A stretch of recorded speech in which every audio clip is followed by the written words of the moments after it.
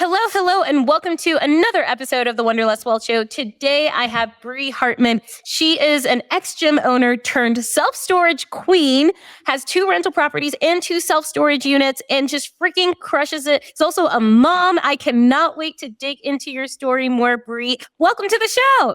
I am so excited to be here, Olivia. This is going to be awesome. So I've been wanting to come on and just talk with you and just everyone. So thank you so much for having me. I know. I'm so excited. My fellow Libra, right? Yes, I know we both had birthdays, celebration. And we both love color too. I know. It's the best because the world needs more color. Yeah. No, and you just need to put all your links out there because your outfits they're the best. Oh my gosh. All the links on your link tree right now. Well, it's I tried to create a like to know it, but I'm just so lazy about linking everything. Maybe one day I always think too, once I'm over real estate investing and stuff, I kind of want a business that is a product-based business, either clothing, like a furniture or a clothing line or furniture. Oh, yeah. I don't know, but that's for a future down the line. I will buy. Just oh my gosh. Well, enough about me. So Bree, who was Bree before all the real estate investing, even before the business? Because I know you were saying you were a biology major. So take me back. I know. Okay. So I'm going to take you guys way back. And I guess I always want to start with this is that, this year I had this you go through many different iterations of yourself. I say I've had 9 lives already, but you always, what I loved is that you always have time to reinvent yourself. Yeah. And that's what's so fun is the change and then where you transform and then where you grow.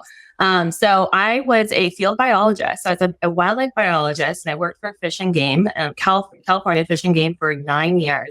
Wow. And so I actually did a lot of big games, so all big game, hunting permits and tags. And so we would actually go out there, collar mountain lions, bighorn sheep, deer, elk, bear. Hey, that's so cool. Figure out where their summer ranges, where their winter ranges, and then how many permits do we need to give out each year. So when people are blonde hair Bree did that, and I'm like, oh yes, that was my environmental science major from college.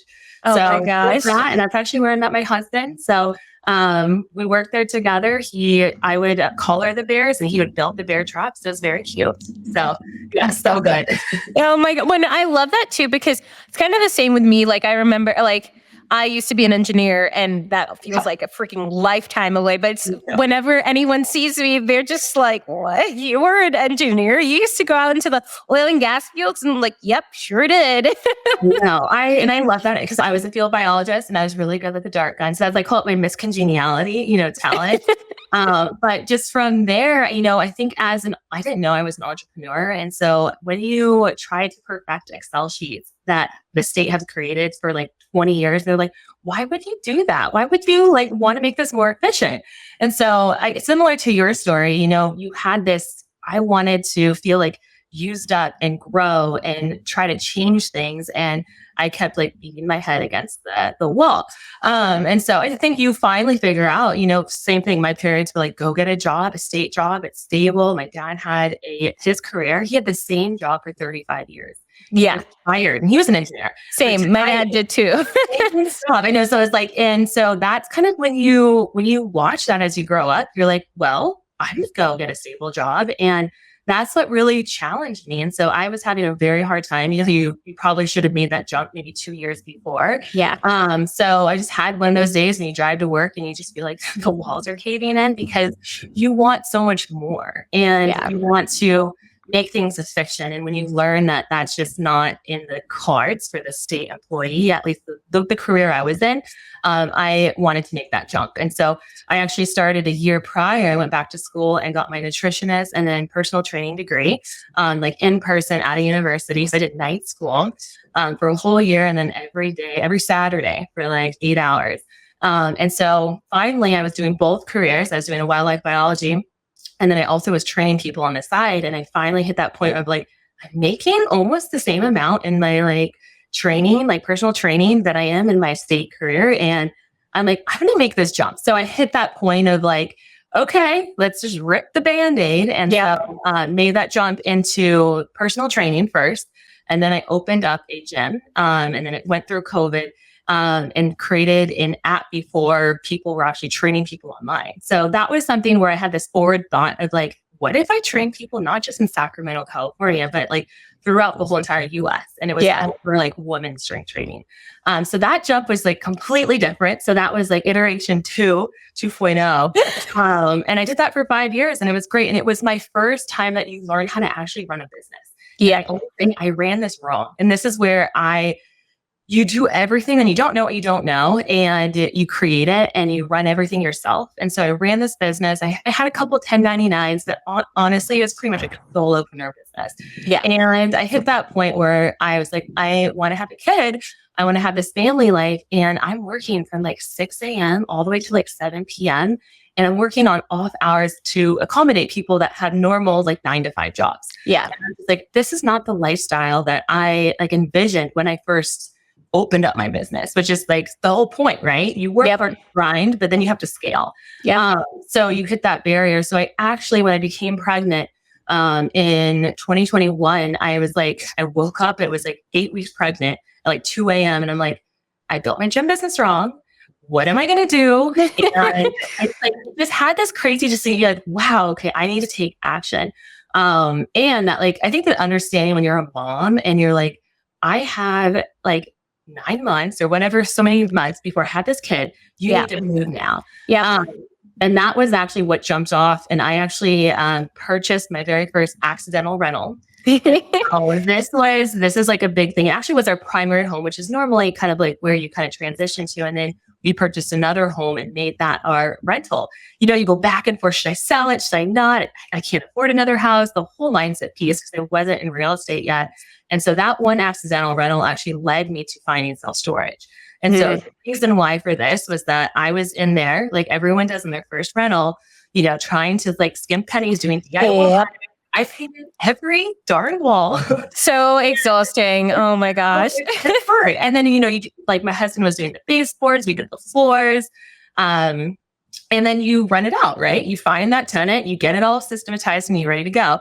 And then you discover like, wow, they don't understand what mildew is, how to use the shower curtains. They don't, you know, and then there's just toilets breaking. And there was, we had a service dog that had like $8,000 of damage. Oh my gosh. Was, you know, supposedly trained, you know, and so these are the things like as a new landlord, you know, owner and renter, or something that you discover and you're like, wow, I would need to have 18 to 20 of these rentals, like around $200 to $400 a pop, you know, cash flow a month in order to hit my financial number in California. And so that was my like big, just like eye opener when I was like, I think 4 months pregnant. And I was like, what? There's got to be something else out there.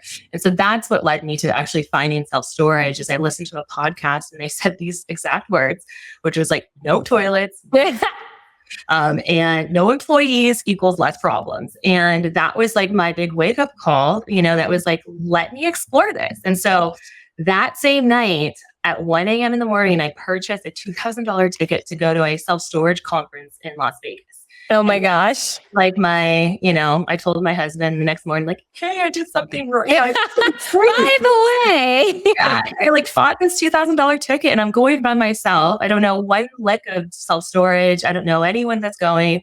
And he's like, you're a female going to a real estate conference? And I'm like, it's going to be fine. We're going to do, you know, I'm going to discover this. And so went to that conference and it changed me. You know, I came back and I'm like, this is one of the most amazing asset classes because it's commercial real estate and it's a business. Yeah. And so that was my eye opener of like, hey, I can scale, you know, faster, more efficiently, and I can run this as a business and an asset from anywhere, you know, in the world.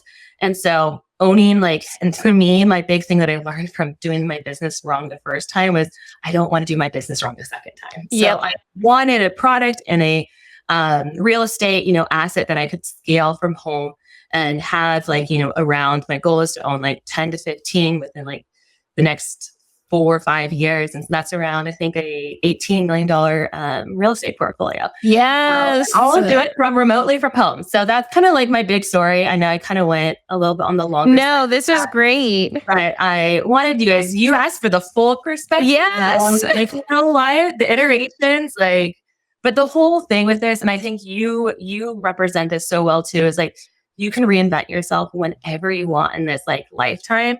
and you get to choose like to use. And like what I love is that you can use real estate as that tool set to have, financial time. And then most often is like this life options. And I love that, being able to have a family or being able to travel. I went to Nicaragua, this summer for like 10 days and didn't worry about a thing. Yeah. And I know you do the exact same thing, but life options is something that's really, really important to me. And like what I want to show my daughter is that we can do life differently. And it's not something that we've been ingrained in from like maybe our parents who've had the same career for 35 years and literally retired from that same job that they took when they were 22. Yeah. It's wild. Things have changed, Yep.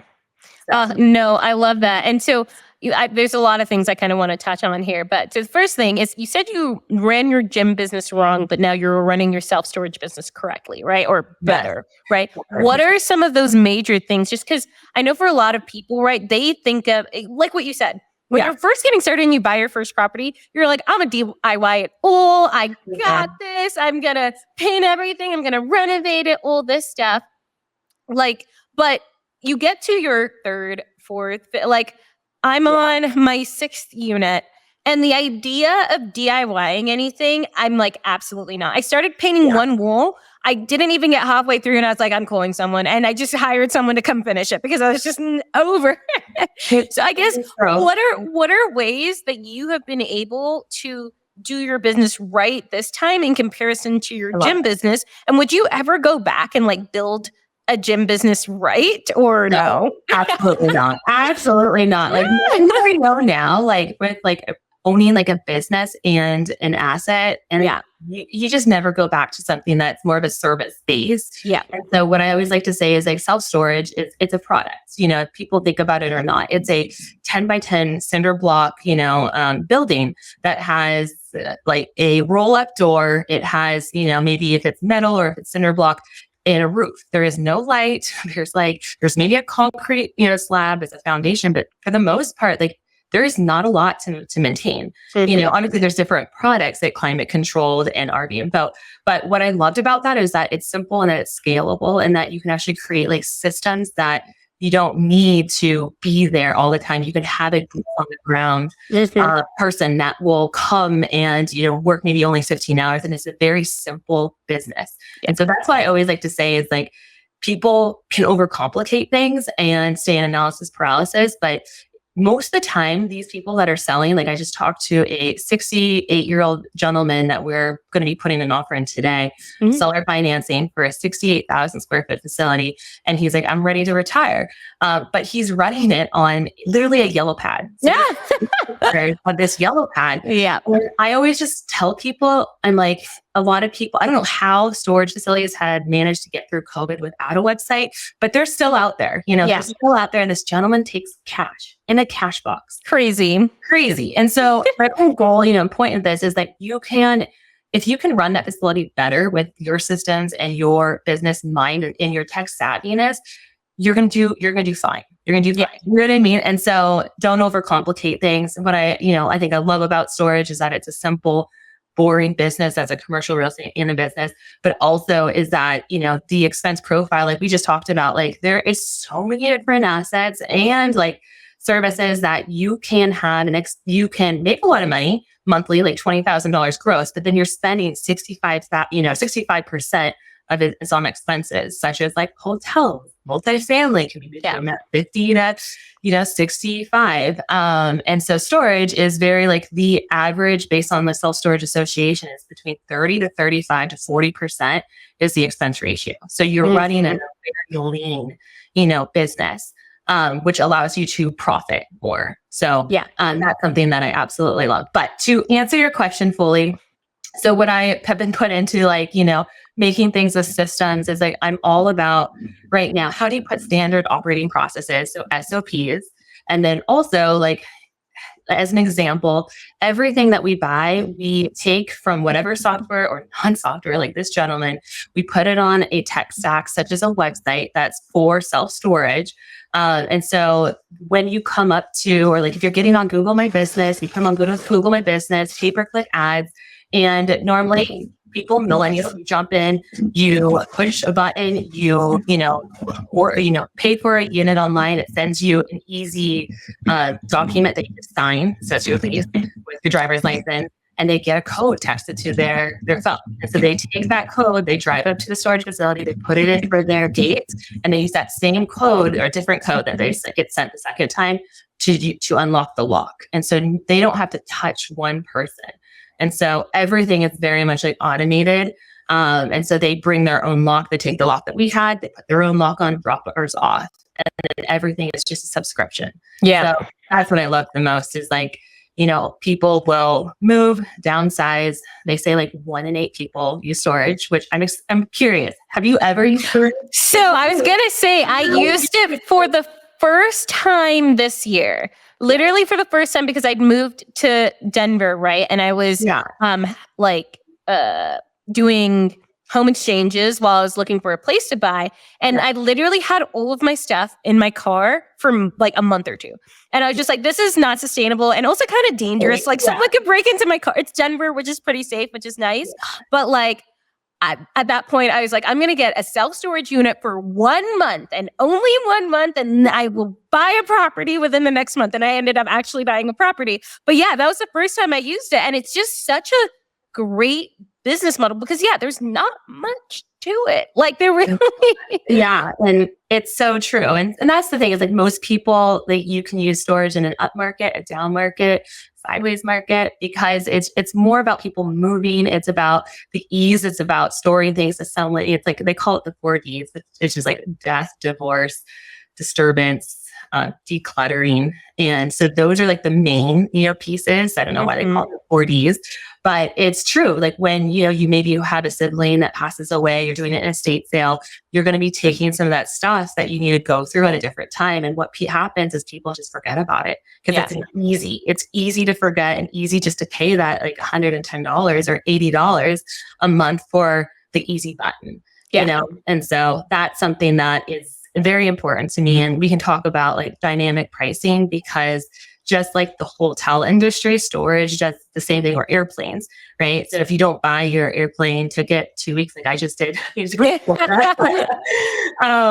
get every day, it gets more expensive. And so that's the same thing with self-storage is that as your supply diminishes, so going from like maybe you only have from 80% occupied to now you're at 95% occupied, now those units are more expensive because they're in higher demand, right? And so you never want to be 100% occupied, but every single month the lease renews. So I can increase. What happens is what we do is called a 7-11, which is like at month 7 we increase their rates. Maybe only like 8 to 10%, but really $10. If I increase your rates $10, like, on top of what you're paying, would you move, take a whole Saturday? No. To rent a U-Haul? No.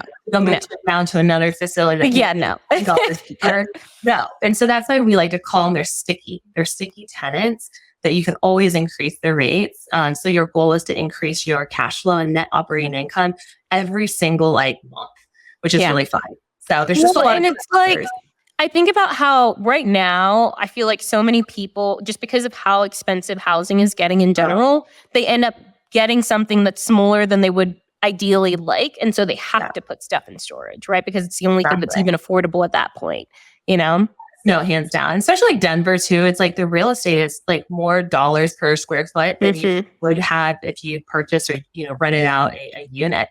So people like downsizing or, wanting to store maybe like, my husband goes hunting. He has so much hunting gear, like decoys and this and this. And I'm like, finally, I got like a shed out back. But I'm like, most of the time, those people go put it in storage. The wives are like, this is not coming in the house. Go find a storage unit.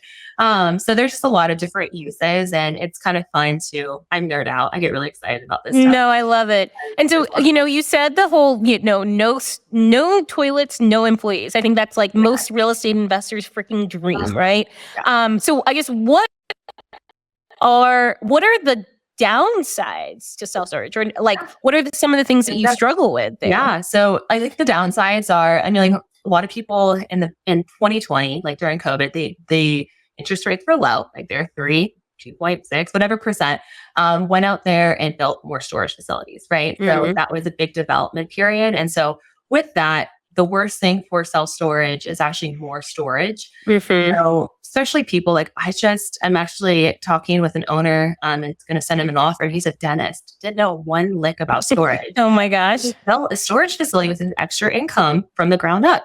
And it's I don't think this deal will ever happen, but the market itself, I think, is oversupplied.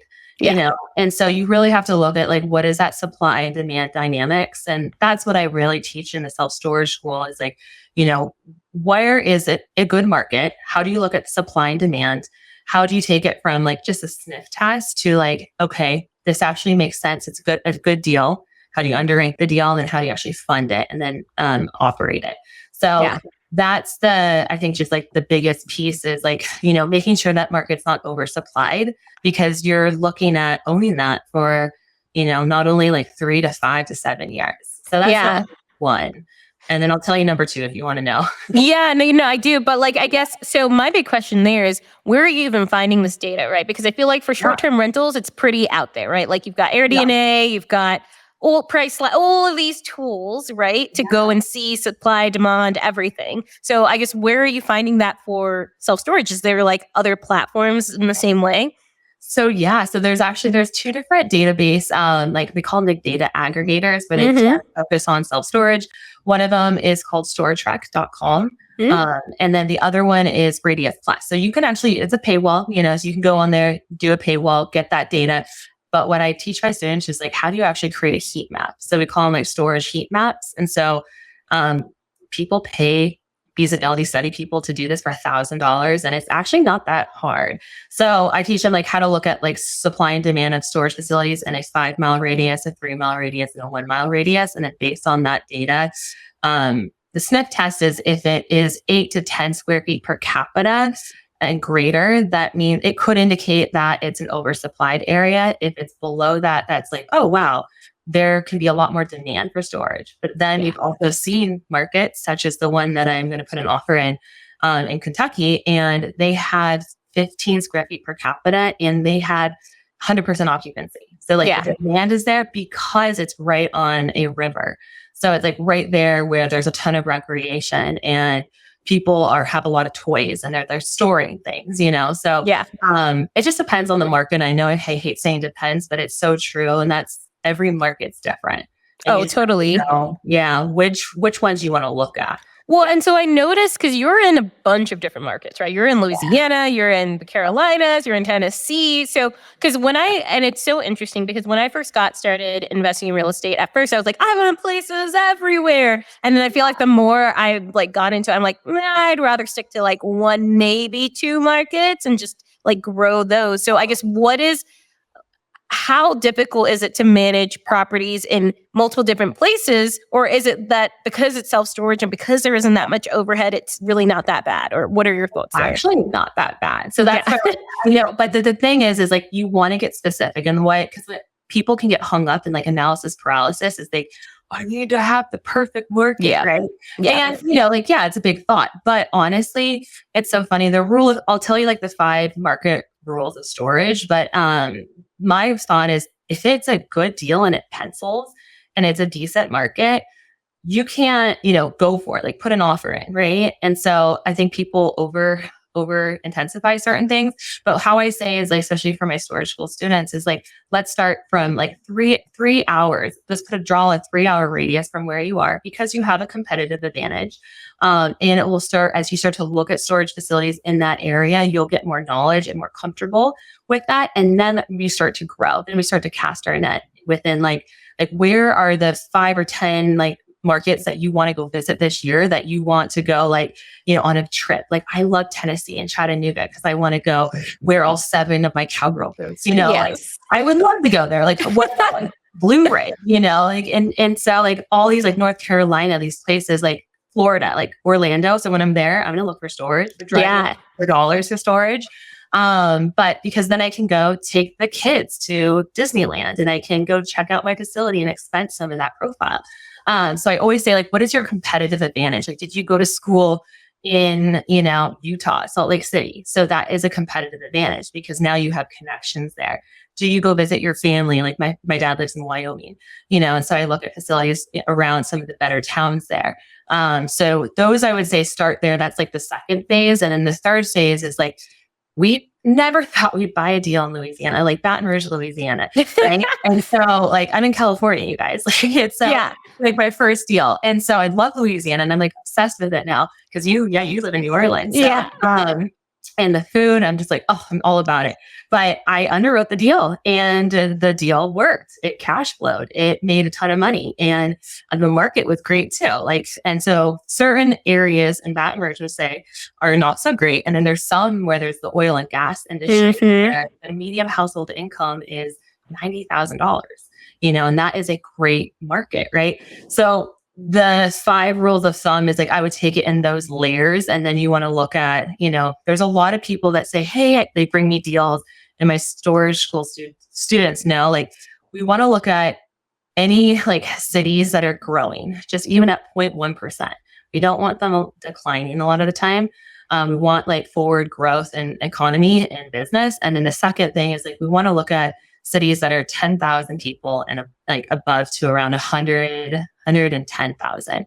Okay. Cities that are 110 and greater are more like big metropolitan MSAs where public storage and rates are.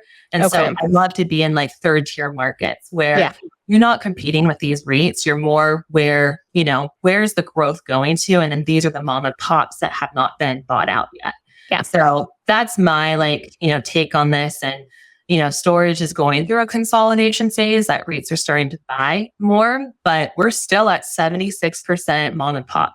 Yeah. Versus like multifamily, I think it's only like 10 to 15% mom and pop. Like it's really slim. So that's why the market. Okay, fam, if you have been feeling stuck in your corporate job or in your career and you've been looking to level up, this is going to be for you. Now, this has been a long time coming, but I am finally hosting the inaugural Wonderlust Wealth Retreat here in Denver, Colorado, March 6th through March 9th. Now, this is for the person who either hasn't gotten started investing in real estate, or maybe they've bought 1, maybe 2 properties and are starting to doubt themselves. Maybe they're thinking, can I actually live life on my own terms? Can I really stick it to the man and go travel and spend more time with the people that I love instead of going into a gray office every day? If any of those sound like you have to be at this retreat. Now, it's actually going to be at my Airbnb here in Denver Art House. And we have both an all-inclusive ticket as well as a local Denver ticket. So the all-inclusive ticket is going to be food, accommodation, all of that included. Whereas the local Denver one, the food and accommodation won't be included, but you'll be able to come and attend all of the core events. So if you're ready to level up your life and really, really make 2025 your year, make 2026 the year that everything freaking changes for you, you must come. Because here's the thing, you don't have to go at this real estate investing entrepreneurship thing all alone. The relationships that you make in in-person events are literally unparalleled. They've changed my life and so many other folks around me, and I know it's going to change yours too. Now, tickets are going fast, so make sure you get signed up ASAP. Check the link in the show notes for more details and to go get signed up, or DM me the word retreat on Instagram. That way we can get you signed up and ready to freaking go. Now, it is going to be a really small, intimate group. So like I said, tickets are actually going to go really, really fast, and they've already started going really fast. So get signed up as soon as you possibly can, and I will see you there. I love that. And so I guess, where are you finding these properties? And like, also, what do, you know, because people think self-storage, how much can you actually even make on a self-storage facility, right? Because like we said, if you're going to go single family homes doing long-term rentals, even getting $100, maybe $200 a door is the standard, which I know for me, I was like, no, we're not doing that. Right? No. But like, what does that look like for self-storage? Totally. So this is a really good, I guess, like, example. So we bought which is actually very comparable. So we bought a $500,000 smaller storage facility, which is around like, I would say 12,000 square feet. So it's around 83 units. And so that is very comparable to, I literally just bought a house this year in May that was 400,000. So in California prices, so people buy, and I struggled so hard. I'm like, Bree, do I really want to do this? But it's across the street and I couldn't. And so with the storage facility, you could still buy in like $500,000, and it was all seller financing. So the gentleman, he was around like 67, wanted to retire, kind of same story. He was a pastor. His wife was like, hey, I'm done with Louisiana. My kids are up in like North Carolina with all the grandkids. Like, I want to move up there. And so he was like, hey, then I'm going to part with my business baby. And so we talked him through, gave him a couple of offers, but we did seller financing because he owned it outright, which means that we have the opportunity to have him as the bank and pay him more with him being the bank. And then it also helps him with capital gains, which is what he really was interested in, is like, how do I not pay so much tax up front, but pay it out, over the years. So that deal came down to, we put $50,000 down. So 10%. And then from that, we did a 5% interest rate for 7-year balloon, amortized for 25 years. And so the payments that we pay him is like $2,400 a month. Amazing. So it's just automatic. It just goes out to him. He calls it his fishing money. He gets to go charter fishing with his grandkids. He loved it. And so it's a 7-year balloon, but their goal with that facility is that right now it's at a 35% expense profile. So we are cash flowing around $3,800 a month. Amazing. That's awesome. That's like 10 houses if you really, if you're going the long-term rental route, it's going to take you a hot minute to get to. And it's all automated. There's no there's no one there. It's heated. It's fenced. We have a boots on the ground that maybe works 10 hours a week, and that's it. All on a website. But the thing that's amazing with this, like the $3,800 might not sound great from a cash flow perspective, but what our goal with this is in 2025, as we raise rates, and because we've raised rates to around 15 to 18% total, like year over year. And with that is that we're adding in, we put a couple box wells along the fence. So you add more units to it, and then we will sell it for $1.1 million. We want to sell $1.1 million at a 7 cap in the spring of 2025. Amazing. That's amazing. Well, also, I know you said that the 3,800 or 3,000, it doesn't seem that much, but like that's still really good for a $500,000 commercial property. Like what? Yeah, a lot of people with one house at $500,000 can't even make that. No, absolutely. And that's why I just like give perspective, but also at the same time, like the goal is to 1031 it. Like it's not always like a lot of people, depending on their criteria and how they want to grow, but like as us as investors, we're like 3 years, if we can double our money, we're going to, sell it, or you can bird it, and then take that money and go buy a bigger facility that's going to cash flow more. And that's how you build wealth when you don't have anything, what I mean? It's like de-risking yourself and finding how and being creative with it. So I just wanted to give you like an example, but I want to answer your question with acquisition because I love finding deals. So like, I don't know, my sweet spot is actually deal finding. And so like that is, I could talk about this for days. And with my own acquisition funnel, I had virtual assistants working for me. I'm actually creating an app for self-storage. Woo! Really cool. So I can give you guys some tips if you want to. I just don't want to make sure that. No, go ahead. Go on. Yeah. Okay. So like, I think because a lot of people come to me and there's two things that they have in their brain. They're like, how do I find a good self-storage deal? How do I know what a good storage deal looks like, which is like analyzing that deal. And then the third thing is like, how do you operate it? Right. And so I just say like, I got really good at like learning how to find a good self-storage deal and I think it's actually one of the best skill sets because people come to you. And so if you can have a self-storage pipeline or you own your own deal pipeline, you have the control. Like you have the control to negotiate. And then you also have the control to be like, hey, I don't want this property, but I'm going to wholesale it. So, and I love this piece because you're not depending on brokers. You're not depending on wholesalers that are going to carry you around.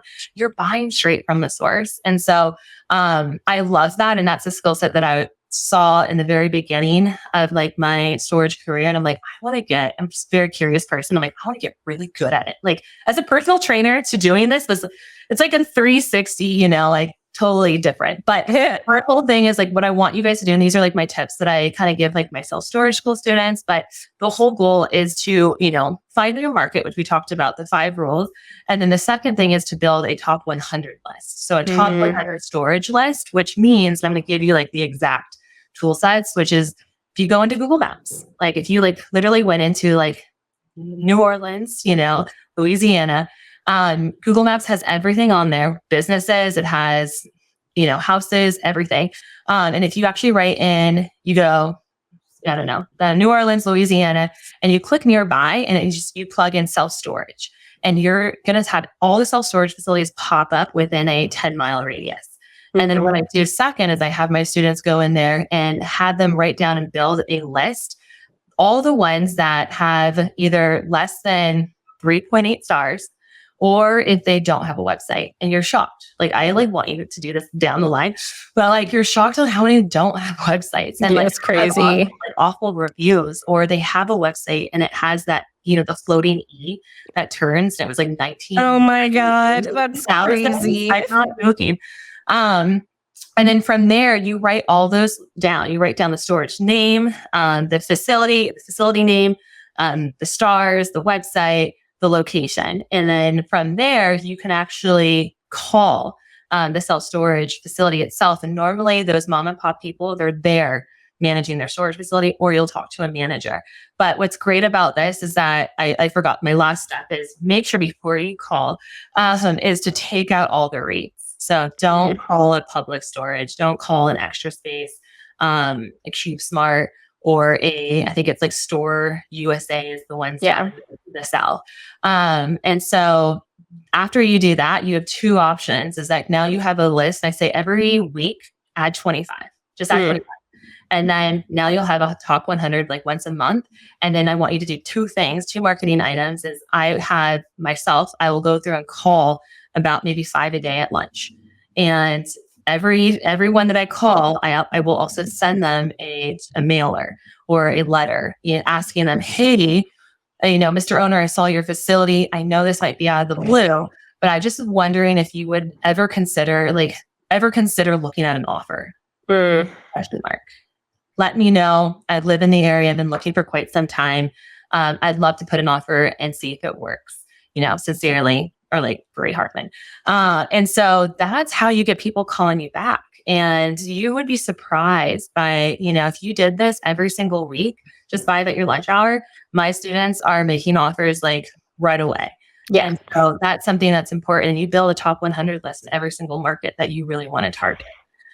So I try to make things really simple, stupid, because that's how my brain works. And if it's too complicated, I won't do it. Yep. So I feel that same. Have you ever done that? Have you ever built like a list with your own custom list? I'm sure for like rentals. Like to buy? Yeah. Yeah. So when I'm in acquisition mode, I'll have like a spreadsheet and put everything in there. I've just like slowed down on the buying intentionally. No, absolutely. And I'm all about like right now I'm speeding up. But it's like the seasons, like I go to seasons too, where I'm just like, nope, everything's on hold. So. Yeah. I'm like, everything's running smoothly. I like that it's running smoothly. I will soon put a wrench in it, but give me a few months. No, I know you. The next 2 months, you're going to be like, oh, I just went to Bali. Okay. Now I've got the fever again to buy another house. Yeah. Honestly. And then 1 month later, oh, I accidentally bought another house. Yeah, there we go again.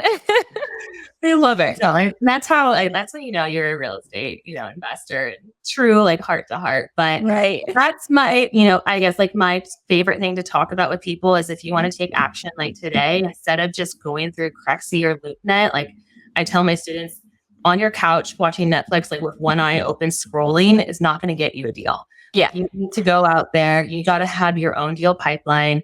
And you need to take action by making contact either with that broker or with that owner, and then starting, just because all we want them to do is raise their hands. Instead of asking them, hey, would you sell? I rephrase it, would you ever consider an offer? Because now you're asking them. And of course, you're giving them the opportunity because you're giving them money, right? Like everyone wants money. And I get asked all the time, they're like, yeah, I'll hear an offer, you know, like they want to hear an offer is on their business. Yeah, they're like, I'm curious. What do you want? You know, Yeah, and that's all you want them to do is raise their hand and say, hey, I would consider an offer, and then you can start the negotiation. So that's kind of like my favorite piece. And I think I was telling you, I'm just wholesaling my first wholesale for storage, and so amazing. Yeah, I was like doing the same method. I'm like not joking. We put a facility that was 55,000 square feet plus a 29 unit office building under contract. We ended up not going through to buying it ourselves. It was the weirdest deal. I've never been so 50-50 because it was such a good deal. Yeah. And so, but what's awesome about it is it's a seller financing. So the guy owns it outright. We negotiated it where it is a $2.9 million deal. And we're putting around 25% down because he needs to pay off, I think it's like $600,000 of the loan left. And then he'll pocket like $50,000. Yeah. And then it's 0% interest. Oh, wait, what? 0% interest. Excuse me, why? It's a 10-year balloon. So how and why? Like, why would he even agree to that? Yeah. So so his facility really was worth, I think about like, it was 2.6 at the best. Okay. Right. So you're paying a little bit more for it. Yeah. And so in his brain, a seller, he's like, I want 3 million. He really wanted 3 million. Yeah. We didn't get him 3 million. We got him 2.9, but it was really close. And so I told him, I said, hey, if we gave you your price, but you give us your terms, and the only way I can make this work in cash flow is that we get 0% interest. Yeah. And he's like, okay. And the reason why he said okay was he already owns 2 other businesses and he wanted a 10-year balloon. So he didn't want to pay taxes and he didn't have anywhere to put it. Yeah. Right. It's not like he was trying to go do something else with the money or anything like that. Yeah. Mm-hmm. And so it's so interesting because if you don't try, you're going to out negotiate yourself. Yeah, totally. But this deal, hear this, the mortgage is only, or like the loan is only, he gets $6,600 a month just to him, and it all goes to principal. But think about the cash flow that you're going to get from a facility like that. Yeah. It's just ridiculous. Especially office space too. Like, I feel like people are starting to go back into the office and yeah. So I mean, like, long story short, he's making around 28,000 gross a month. So at a 35% expense profile, you know, I can't do quick numbers, but it's around that like $7,000 to $9,000 a month that you're going to take home cash flow. Yeah. And more if you raise rates, because it was about 15% under rates. So good deal, you know. Yeah. So long story short, I ended up wholesaling that deal just because I had a lot in the pipeline building this app. I probably will, you know, kind of like shake my head at it later. Yeah. Like every time I talk about it, I'm like, gosh, I should just buy it. But we will be getting $150,000 wholesale fee. Freaking amazing deal. And so that's the power of real estate, right? There's so many ways within this industry to make money. That's like, I do refer. So I got my real estate license years ago because I needed to pay off like credit card debt, and I just learned about real estate investing. I'm like, this is the way. But I never really wanted to become an agent, but I still kept my license. And now what I do is I just do referrals. So it's like I made an extra $10,000 this month just through referrals. You know, I'm like, that was so easy. You know? And that's what I love about it, is like the creativity with it, like connection fees or you know, wholesale fees, and that's what I'm like all about, is like if you get good at a skill, and your skill is like you're good at real estate, you're good at connecting those people, and then how do you monetize it, right? Yeah. Exactly. And so I love what Cody Sanchez talks about, is like, how do you gamify business? And that makes you just excited for your whole entire life. And so I tell like my storage school students, it's like, you're not just an investor, you're a business owner. You know, that you're going to be scaling all different types of businesses. Like you have 3 or 4 different businesses and $10,000 because of a connection fee. Like, how amazing and powerful is that? Like, you know, from someone that, you know, is like, hey, I had no idea that was possible. So I think it's so cool. I get excited. It gives me chills. I know, I do too. No, it's so awesome. When it is so crazy too, because I think our story is kind of similar. Like, I went to a conference and it just like clicked in my brain. I was like, wait a minute, like a real estate conference. You're like, you can do that? Like, right. And just seeing other people who aren't not much smarter than you, right? Like they are very much normal people, just like you and me. And you're like, if they can do it, I can do it too. And like, there's this post-it note, because I like post-it notes on my like desktop and screen, but it's like, if you can envision it, or you could have it. If you are like, if it exists, you can have it. And I think it was like talking about that, especially being a female. I think because it does take confidence to get out there and do it. And most of the time when you start doing the thing, like I sucked at cold calling. I would get in tears. Like, you go through this valley of suck, come out the other side and you're like, I'm so glad I stuck with it. Mm-hmm. But I love this thing. It's like, as a female, it's like, if it exists, I can have it. And that's something that I'm, I hold true, and I want to teach my daughter, and anyone that like you kind of brings into your space is like, it's that magic that you get to create and be imaginative, especially as an adult. It's our creativity sometimes starts to dip. So completely. And it's like all about that. And then when you lead with your heart, you shine. That's another one. Oh, I love that. It's funny because we're gonna go into the final 3 interview questions, but the last one, the second one is like, what's your mantra? And I feel like you're spitting out mantras right now. I don't know. So like, I do have a mantra like for our business, because we also on like the storage house acquisition funnel, and then this storage school. But like my whole goal, with this is having life options like yourself, and then also, I think being an example of what's possible for my daughter. And so that's something that like I'm very, big about, is like showing up and being that leader, even though some days it doesn't feel good. But the mantra that gets me through, because trust me, there's valleys, there's days that I'm just like, you're crying at your office, or you're trying to figure out, and you're being relaxed because you paid all your contractors, and now, and you're trying to figure out and move past that next bottleneck. But it's to like be wildly profitable, socially positive within a community, and then own businesses that bring you joy. And so that's like my mantra, that like, if I'm having a bad day, it's like owning businesses and communities are important. And so we do a lot of like organic outreach, and then also like being able to like donate to the baseball league or whatever it is. Important to us. But then owning businesses that give you joy, to me, like represents, being able to have those life options and make things just simple. Things don't need to be hard, or complicated, or reinventing the wheel. It just, you want to own things that are joyful, that you can systematize and scale. So, love that. Love that so much. I want to hear your mantra. Oh, I've got so many. So one of that I write all the time is, life doesn't have to be hard. How to like make it easy. Like you can always make it easy. I love it. Another one is, it's a mantra that I've stolen from someone else. It's everything is figure outable.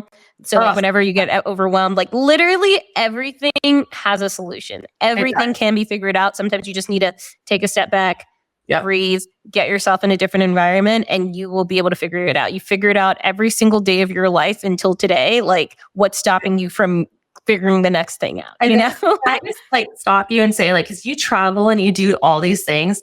I finally went on like my first like foreign trip, and like, because of my baby. But like, every time I go somewhere, like I do something so liberating and free like that, you come away with so much bigger perspectives. Mm-hmm. And so I know I saw something on your Instagram. So like, what did you discover in your past like 3 weeks in beautiful Argentina? Because I wish I could be there. Yeah, no, I mean, so I actually like put out a podcast episode that was just on like epiphanies, not necessarily things I saw there, but things that I like realized about myself, about my business, about my life there that came out of it. Like one of the things was literally, I fucking love real estate because like I would switch off my phone for days at a time, and my VAs covered everything and they handle everything. And I was just like, this is awesome. And I made it a point at the beginning of this year. I was like, I need to be running this more passively. And it's like, I was able, and that's kind of where I'm at with like my coaching program and my course. I'm like, this needs to run more. I love it, but it needs to be able to run more passively, because at the end of the day, I do all of this as well, not like for other people, but also for myself, because of the life that I want to live, Oh, it's so true. Like the life options, and to really, because like, obviously when you get into business, you got to grind, you got to do the thing, but the whole perspective is to build it right. So by, year 2, 3, it's just compounding and I love that. So I just wanted to, I know I saw that on your Instagram and I'm like, you come away with so many epiphanies when you can like remove yourself from the problem itself that you're probably causing. And then it's 3 layers, out, so. It's so completely. So oh my gosh. Well, let's go into, we've already done one of the 3 interview questions. So we'll do the other 2. These are the final interview questions. The first one, well, I guess it's now the second one, is what does your ideal perfect day look like? Oh, I love a perfect day. I'm like envisioning all the things. So I love like being able to take my daughter, like whenever I want to go to take her to daycare. And so like this morning we made pancakes and, just had some enjoyable time. And like when I worked for the state, it was, you had to be in there at 7:30 or 8 p.m., a.m. And it was just rush. And so I love having like a slow morning. And then after I drop her off, I go get my workout in. So I hired a trainer and I love going back to the gym, being not a gym owner, but being an actual, like, getting to enjoy my like workout time with my big heavy weights. So I've been really enjoying doing barbell lifts lately. And then I will when I work, like, it's like the Alex Hormozi style. Like I've got things back for like a good 6 hours straight. And then I get like, now at 5 p.m., I do pick my daughter up and we do like art projects. We do lessons. We have like a pool in my backyard. So like, I really want that balanced lifestyle.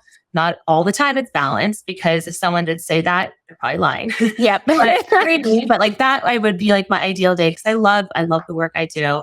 It lights me up. And then I also love like spending quality time, with my family and friends. And so last night we do these art projects. But it's so exciting. I'm excited because at Heather's retreat, we're going to be doing this, but you cut a tea bag and you take the tea out and you actually, it's a full cylinder and you can light it on fire and it disintegrates and it pops up in the air. Ooh. It's a wish paper, but everyone has tea bags at home. So obviously check with your, don't light your house on fire. Oh my God. Right. Like on my marble countertop, my like 2.5-year-old loves that stuff. And those are the memories, like the giggling, the laughing, or like, I don't know, doing bubbles. Like that's the stuff that I really, really enjoy. So, well, that was like another thing of my trip. Like it was me and some of my closest friends, like literally 10 of us. And I just like look back on that trip, like that's going to be one of those things we're going to remember for a lifetime, right? Like we're going to look back and be like, yeah, damn, those were the good old days. And I think it's like, especially in the real estate space and the entrepreneurship space, you get so like, like work, and I got to make money and and it's just like literally got to find another rent, right. And it's like the best part of life are literally those moments with the people that you love. They always are, And it's so good. And like traveling, those are the experiences. And like, I know they call it like the love languages, but it's so true. Like making memories. And I love, and that's something that I'm putting in my, after having a kid, you go through, I haven't done a whole ton of like foreign travel in a while, but now I'm like, you can do these different trips. So I'm excited to put more. We're actually going to go on a cruise for Christmas. We're saying, and we're just going to jump on a cruise ship. So, oh my gosh, I love that. So I don't know if I answered that question, but that's yes, you did. No, that's perfect. Ideal day and perfect. Okay, and last question: what does wealth mean to you?